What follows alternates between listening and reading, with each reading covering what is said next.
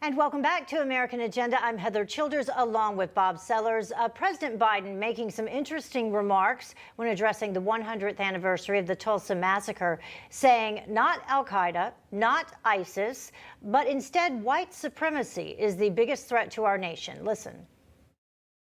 According to the intelligence community, terrorism from white supremacy is the most lethal threat to the homeland today. Not ISIS, not al-Qaeda, white supremacists. And then he goes on to say that black entrepreneurs don't have lawyers or attorneys. The data shows young black entrepreneurs are just as capable of succeeding given the chance as white entrepreneurs are. But they don't have lawyers, they don't have accountants, but they have great ideas. So let's bring back in our panel to talk about this. And by the way, don't need to tell you this, but according to American Lawyers 2021 Diversity Scorecard, there in fact are black attorneys and lawyers, and the numbers keep rising. In 2021, there's been an increase in minority attorneys, partners, and non-partners all across the board.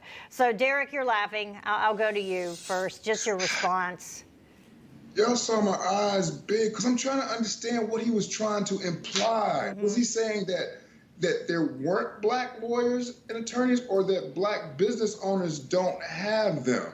So all of it to me it sounds ridiculous. And like, President, dude, come on now. Give us a little more credit than that.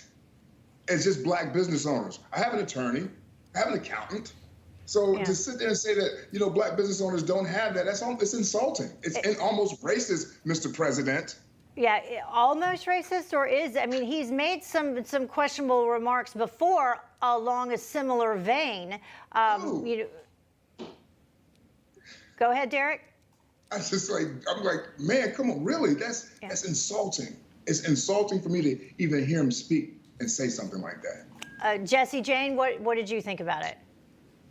So what really disturbs me is that his failure to address how the Democratic policies actually put in place what occurred in the Tulsa massacre 100 years ago.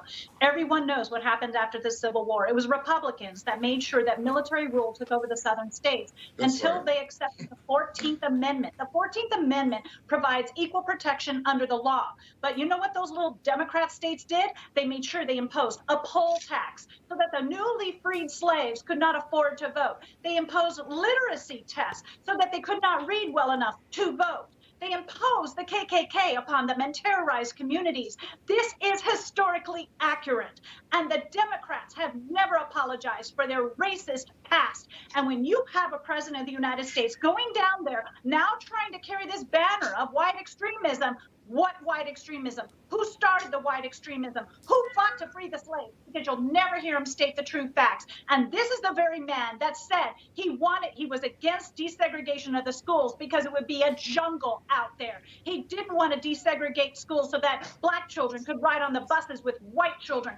This is the man that gave the eulogy at the KKK, former wizard of the KKK, Senator Burke. So I'm sorry, I can't buy this. This is appeasement. This is talking down to an audience when he was part of the problem. He was part of the nightmare. He was part of the racism.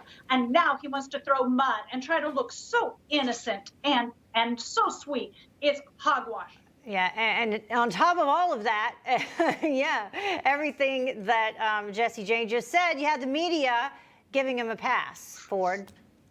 Well, that's exactly right. The media doesn't care that he's misrepresenting history, nor do they care what he truly engages in every single time when he wants to pass a policy that, how shall I say, is not very good. He engages in the bigotry of low expectations, and he does this every single time. He does it when he says, if you don't vote for me, you ain't black. Okay, but let's be totally honest what's going on here, okay? If you really want to judge one thing, and you really want, the FBI hate crime statistics don't bear out that white supremacy is the biggest problem in this country. I'm not dismissing white supremacy in this country, but here's the thought that I'll leave you with. If white supremacy is the biggest problem in America today, there wouldn't be 200,000, mostly minorities, coming to this country illegally every month.